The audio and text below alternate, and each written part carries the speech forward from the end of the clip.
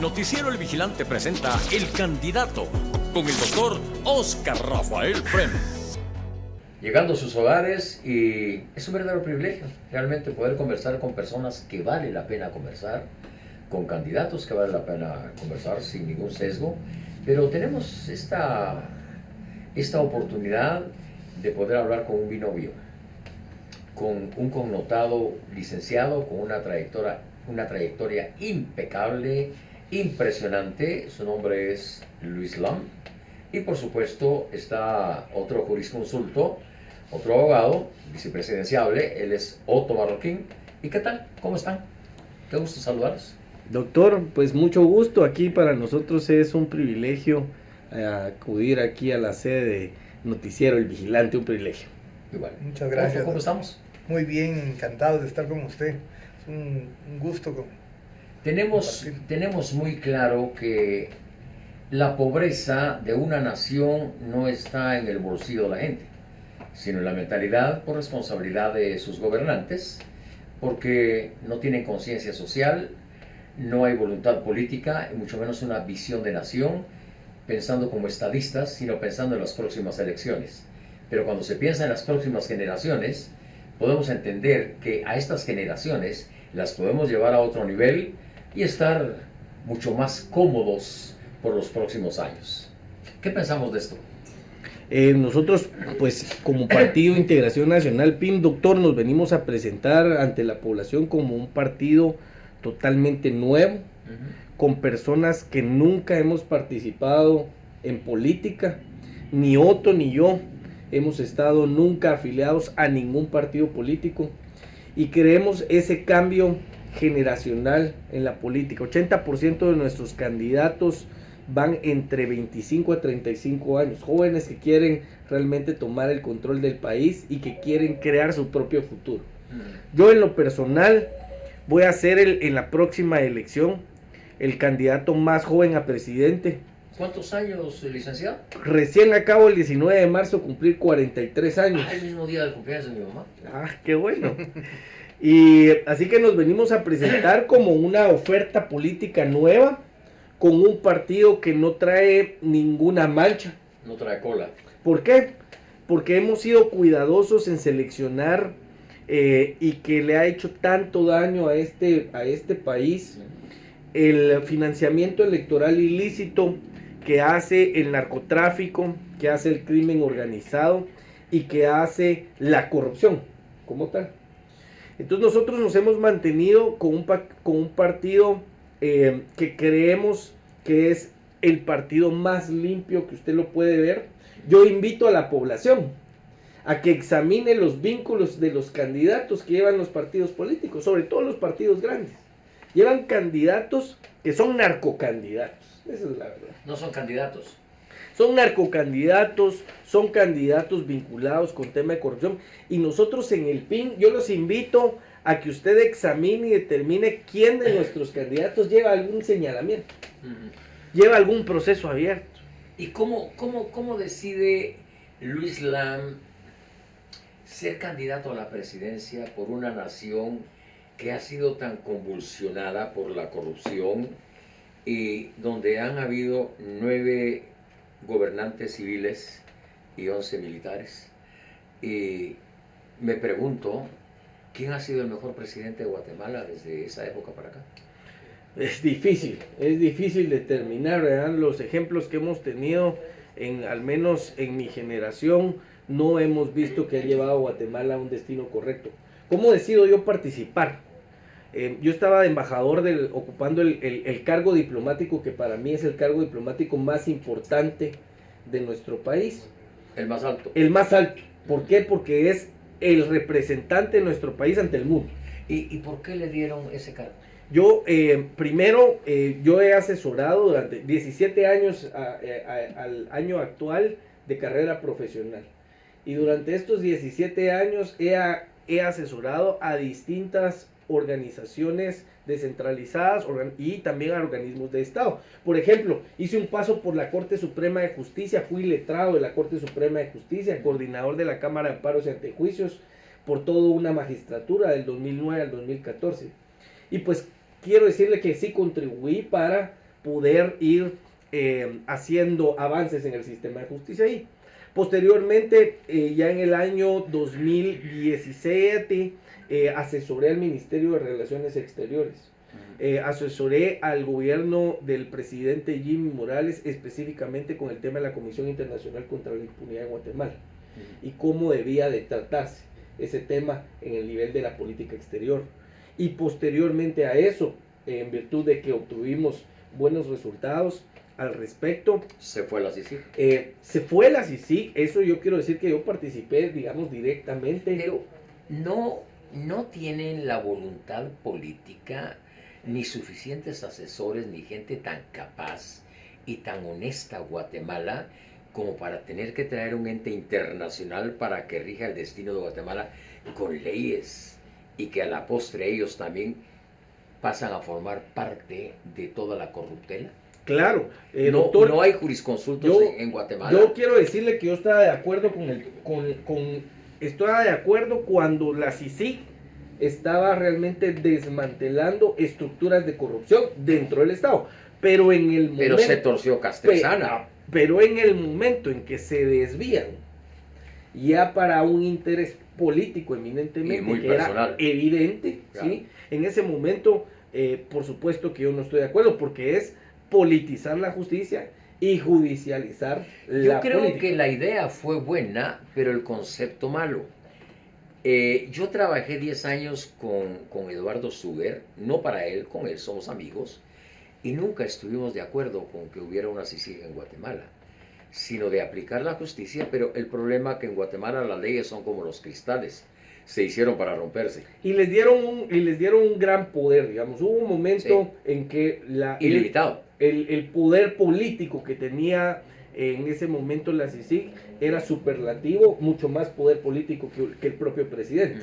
En ese momento es cuando yo no estoy de acuerdo con judicializar la política y politizar la justicia, y entonces creo que lo que le vino bien a Guatemala es que se fueran. Y además nosotros los guatemaltecos tenemos suficiente gente también honesta y honorable para poder rescatar nuestro propio país. O sea, sí se puede. Sí se puede, yo estoy consciente, sí se puede. Es más, doctor, pongo una analogía muy normal. Usted no invita a alguien a su casa para que llegue a limpiar su casa. Yo no invito a cualquiera a mi casa. Usted, eso primero. Lo atiendo. Y no invita a que su invitado tome la escoba y empiece a barrer. Y No, tampoco uno llevo limpia. a otra mujer para que cocine en lugar de mi esposa. Así es, uno limpia su propia casa y nosotros podemos hacerlo. Lo que necesitamos es elegir a las personas correctas y elegir a las personas y examinar su hoja de vida. Yo por eso insisto en esto, yo tengo la solvencia total para decir, examinen mi hoja de vida, examinen mi trayectoria y mi paso. No van a encontrar ningún señalamiento de corrupción, Ujú. no van a encontrar ni siquiera un proceso, una denuncia, a nivel administrativo, no digamos. ¿Verdad? ¿Por qué? Porque nunca me he involucrado en corrupción. Es que No lo haría. el ladrón se hace en la casa y el buen policía también. Pero regresemos un poquito al génesis de lo que estamos hablando.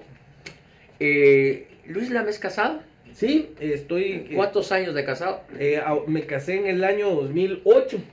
2008. En el año 2008, así que ahorita 14. 14 años. 14 años. ¿Cuántos hijos? Tengo 3 hijas, ¿verdad? Mujeres. Mujeres, el perro y yo somos los únicos. Los únicos que son hijos putativos. Que somos género masculino Ajá. en la casa.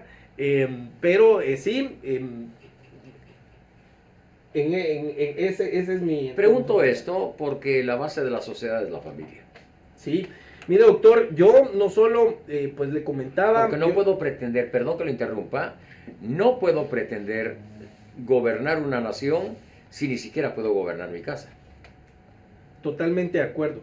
Yo lo que le quiero comentar es, no solo lo que usted dice, la base de la sociedad es la familia. En mi paso por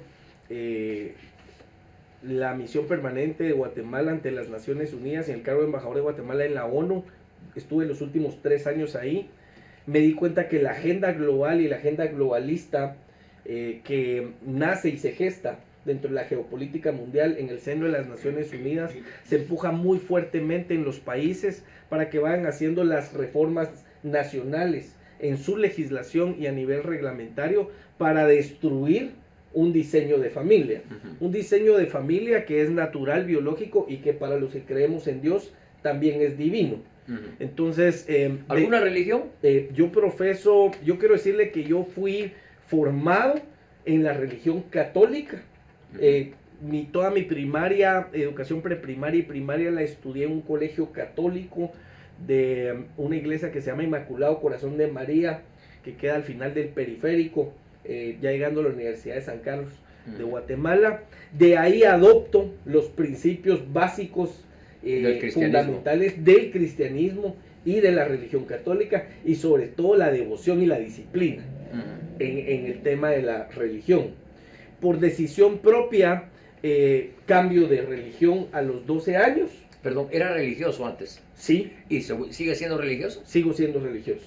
¿Por qué? Pero pregunto esto Sigo porque... siendo religioso en el sentido de sí De considero... la disciplina. De la disciplina, que se necesita Ok. una práctica como tal, que usted se congregue en alguna Y iglesia. que usted viva conforme Y- a lo que está estudiando, me imagino. Así es, pero por supuesto que más que la religión es una relación No es personal muy con Dios. difícil para un político y sobre todo para un candidato a la presidencia ser cristiano, mantener esos principios. Yo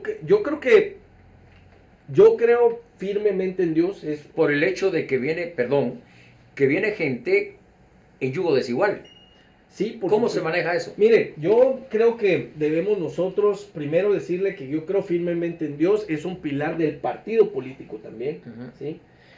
Creo que debemos de conservar estos principios y estos valores. Yo insisto, Guatemala es un estado laico, no es un estado ateo. Ujú. ¿Por qué? Porque nuestra propia constitución inicia invocando el nombre de Dios, Sí, así es. bajo una creencia firme en un ser superior que es Dios. Es un Y con libertad de culto. Es un estado laico porque no impone una determinada religión. Así es. Esa es la laicidad del Estado, Ujú. la no imposición de una determinada religión.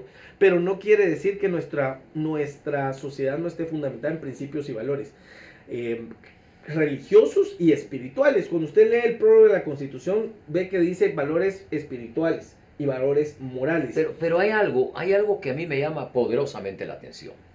Se dice que Guatemala el 55% son cristianos evangélicos y el 45% cristianos católicos. Ambos leen la Biblia, ambos creen en Dios. ¿Cómo es posible que en una nación como la nuestra entonces haya tanto asesinato, tanta corrupción, tanto ladrón, tanta droga, etcétera, etcétera? ¿Me puede explicar algo de esto? Muy bien, yo lo que creo es que al final se vuelve un conocimiento y de palabra decimos que realmente somos o profesamos una determinada religión. Pero no es que sobrepasa la ambición personal. Pero cuando eso ya lo trae, digamos, al ámbito de la práctica, ahí es donde está el problema. Ya es difícil, digamos, que adecuemos una conducta. ¿Cómo mantiene el balance? Ahora vengo a lo siguiente. Miren, yo sí creo que eso es importante en todos los candidatos. ¿Por qué? Porque al final es lo que define la forma en que uno vive su vida y la forma en que uno cómo se desenvuelve. mantiene y cómo se desarrolla y cómo se desenvuelve. Yo traigo esto a colación. Es ladrón el que roba 5 centavos, Se roba 10 1 millón. centavos, al que se roba 1 millón es ladrón, ¿sí? Y yo quiero decirle que cuando yo llego, muy rápidamente, cuando yo llego de embajador de Guatemala ante la ONU, el primer viaje que hago al extranjero, me dicen aquí está su itinerario, aquí está su agenda y aquí está sus viáticos. Ujú. Y yo le digo a la financiera, mire, ¿y por qué me está dando viáticos? Yo recuerdo que era un viaje a Israel, y yo recuerdo que el gobierno de Israel Está pagando todo. está pagando todo, hotel, traslados, boleto aéreo, Comida, todo. etcétera. Menos Y- ropa, ni y gustos, entonces- ni regalos. Me dice así, me hace una cara así como, Es pues parte aquí del siempre paquete. se han pagado. ¿Y era Yo le mucha digo- la cantidad que le estaban dando? Casi $5,000 para una semana. Sí. Entonces le digo yo, ¿sabe qué? Yo no quiero ese cheque. ¿Por qué? Porque ¿cómo voy a aceptar yo ¿Lo un vieron cheque? raro o no? ¿Cómo? Por supuesto, ¿cómo voy a aceptar un cheque de viáticos cuando todo me lo están pagando y los viáticos son para pagar los gastos? Claro. Es un robo. Sí.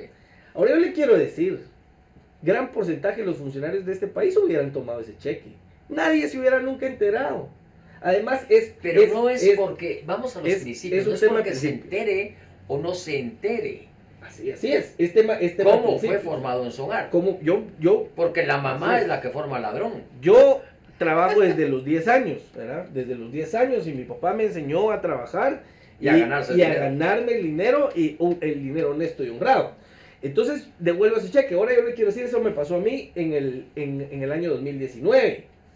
Yo no sabía que 3 años y medio después Dios me iba a dar la oportunidad de ser candidato presidencial. Claro. Ahora sí, cuando yo renuncio para ser candidato presidencial, yo hago constar en mi entrega del cargo, en el acta de entrega del cargo, que aquí la traigo.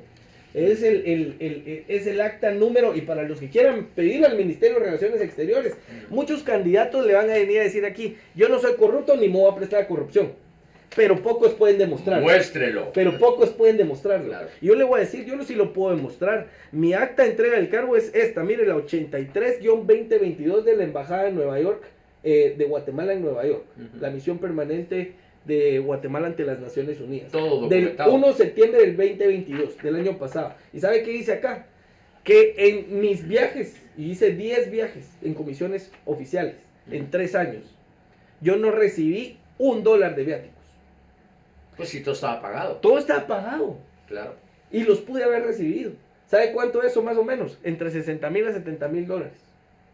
Y ese dinero, por supuesto, yo me hubiera comprado otro reloj, me hubiera comprado un traje Gucci Por eso siguen con Casio. de último modelo. Pero no lo hice. Claro. No lo hice porque era un robo. Es que es Ahora- un principio. Ahora yo creo en esto y usted dice que es un principio. Es un principio. Porque, y creo en el principio bíblico que en lo poco fuiste fiel, en lo mucho te pondré. Y Pero lo no para creo. que robes. Así es. Entonces, yo sí lo puedo demostrar. Claro.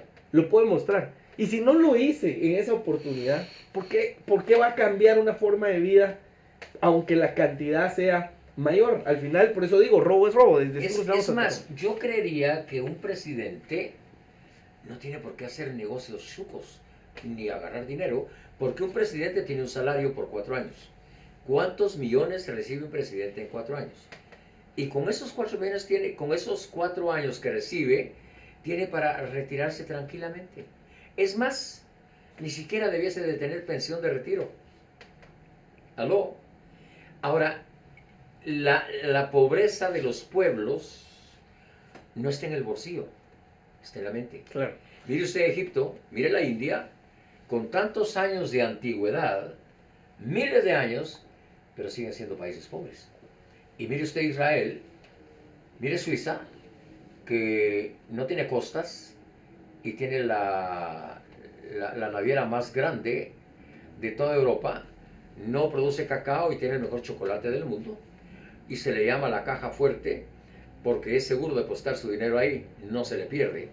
Estamos hablando de países con una mentalidad de prosperidad, y a la gente como gobernante creería que si un presidente es millonario, no debe de haber en su pueblo una sola persona pobre, enseñándole la cadena de valores para llevarlos a otro nivel. Y solo quiero mencionar esto, la cadena de valores y qué tan importante es hacer familias funcionales, papás y mamás responsables. Claro.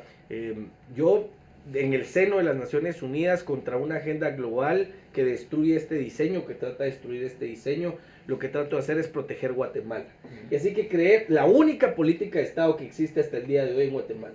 La única política de Estado en defensa de la vida y la familia, en la defensa de la vida desde la concepción hasta la muerte natural, y la familia como un diseño biológico, natural y divino, hombre, mujer, hijos, para proteger este diseño.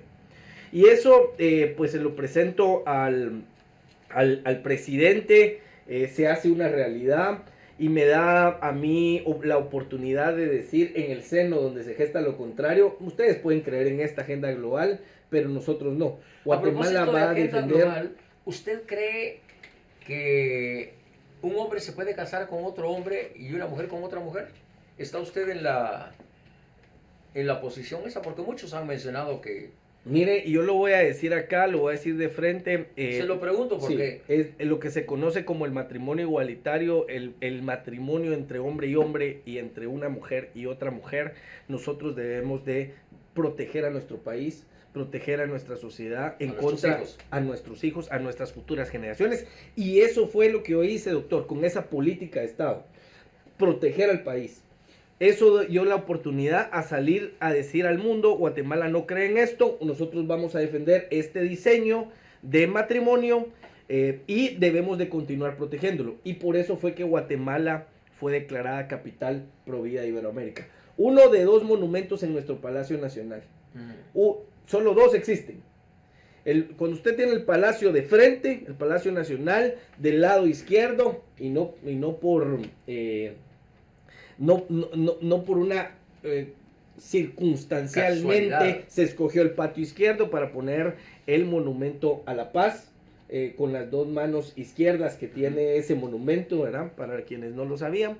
Y ahora del lado derecho, en el patio derecho, en el patio de la vida, existe un monumento a la vida y la familia, por un proyecto que muy humildemente, quiero decirlo acá, inició con su servidor, para hacerlo realidad. O sea, yo he visto cómo he podido utilizar mi profesión para hacer grandes cosas en este país y para poder ir cambiando el tema de la participación con el tema de CICIG. Y yo le digo en esto porque muchos me dicen, pero vos no lo hiciste solo, vos no lo hiciste. Por supuesto, nadie tuvo gana. que haber sido un equipo, Nadie gana una. pero tenía que haber un capitán de barco. Nadie gana una batalla solo, ¿sí? Nadie gana una guerra solo. Un coronel necesita soldados y necesita subalternos. soldados, pero hay participaciones importantes de personas en esa batalla, en esa lucha, y que los guatemaltecos deberían de estar muy contentos por eso, porque nuestro país estuvo muy cerca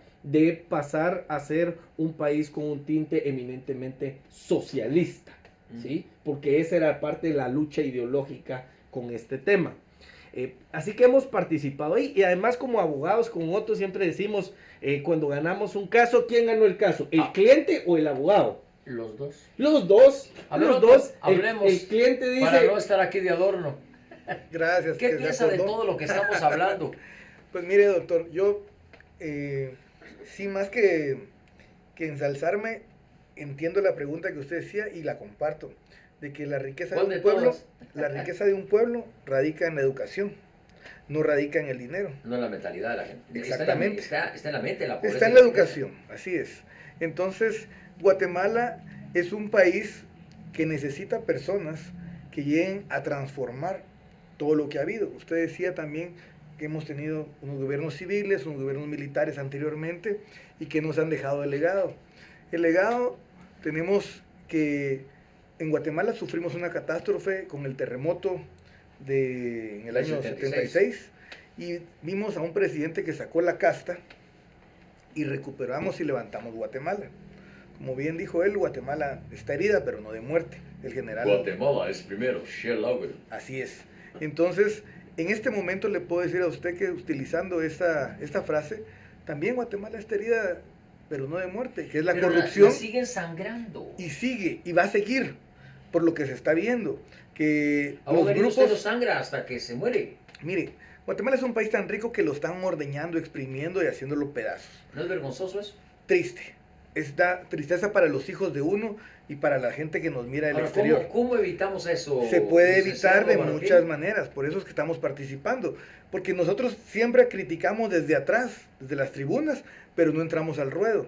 Nosotros tomamos la decisión de entrar al ruedo, gente que no teníamos la experiencia. Es muy fácil maltratar a los candidatos y a los jugadores de un partido. Así es, mire, cuando usted mira al torero qué fácil se mira que está enfrentando al toro, pero no es lo mismo estar uno en el ruedo topándose con un toro de más de 1000 libras. ¿Usted ha estado alguna vez frente a un toro? Sí, he estado. Sí. Sí. Eso es impresionante. Lo he estado. Es impresionante, es de muerte. Sí. Es un desafío. Es un desafío y creo que lo he hecho muy bien. Gracias a Dios, la oportunidad que tuve me fue muy bien y he tenido muchos desafíos, doctor, en diferente índole. Pero le digo, pues soy un abogado y soy un ser humano normal como todos los guatemaltecos que nos están viendo. Con defectos y cualidades. Con defectos y cualidades, tal vez hasta más defectos que cualidades, pero creo que soy una persona que tiene el mismo interés que la gente que nos está viendo el día de hoy y que quiere participar pero no participa. O sea, fue escogido como ayuda idónea Necesitamos para que formar entre, este binomio, ¿correcto? necesitamos que entre gente común y corriente, sin experiencia política, con experiencia profesional, industrial, empresarial, porque es lo que hace falta. Los políticos que nosotros estamos eligiendo es gente que ya viene de 4 o 5 candidaturas, o de 2 por lo ¿Y menos. cómo fue que lo escogieron a usted como candidato a Le voy a contar. Me escogieron ¿Por qué? por cierta trayectoria que tengo.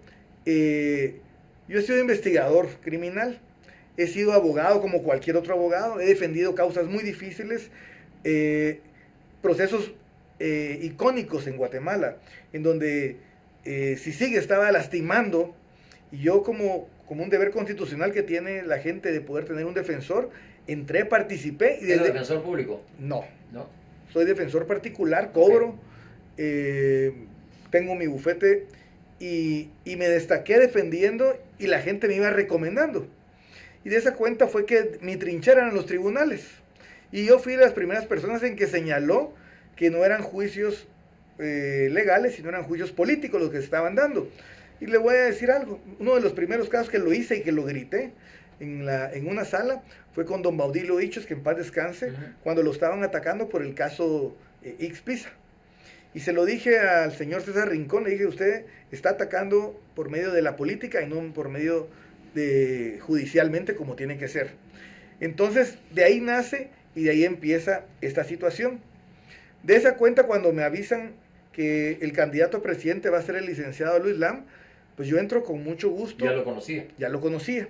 Lo conocí en una audiencia en la Corte de Constitucionalidad, en donde él estaba representando a la Cancillería del gobierno de ese entonces, era Jimmy Morales, y yo estaba por parte de particulares que estábamos siendo víctimas de una persecución política, no judicial. Ahí conozco y me da gusto y me causa admiración, pero también digo, es el momento de trabajar por Guatemala, y créanme, hay que buscar el mecanismo para entrar, y el mecanismo son los partidos políticos. Sí, claro. No puedo ponerme como loco a gritar con un megáfono en la afuera del palacio, ni organizar una revolución, ni una revuelta. Ni quedar de presidente o vicepresidente solo porque levantó las manos y gritó. A mí me han ofrecido ser candidato a alcalde, a diputado, porque he tenido que defender a muchos políticos Claro. y gente que está vinculada a la política. De esa cuenta, nunca participé, porque estoy muy bien en el anonimato, soy una persona Pero tranquila. tenía temor de participar, Tenía vergüenza de participar, le digo la verdad.